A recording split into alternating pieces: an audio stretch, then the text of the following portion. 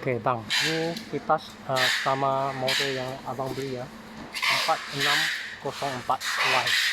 Oke, sekiranya yang abang dengarkan bunyi geduk-geduk itu, dia terlalu melebihi dia punya had putaran. Jadi sekarang tengok dia putaran 45 darjah ke kiri, 45 darjah ke kanan. Kipas dah berputar. Okay. Untuk kemaskinikan, okey, abang tengok ya, dia putar habis dia melebihi. Okey, dia bunyi kedek-kedek. Untuk kemaskinikan dia, putar kembali 40 darjah habis. Dia putar.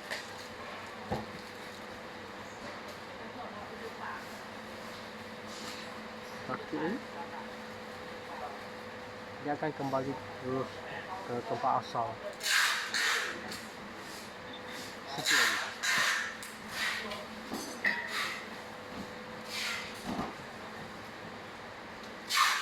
Dia dah melebihi putaran dia.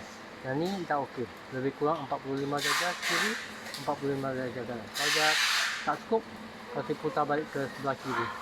Ini dah lebih ke kanan. Kan? Okey. Putar ke kiri sikit. Dia takkan rosak. Okey. No.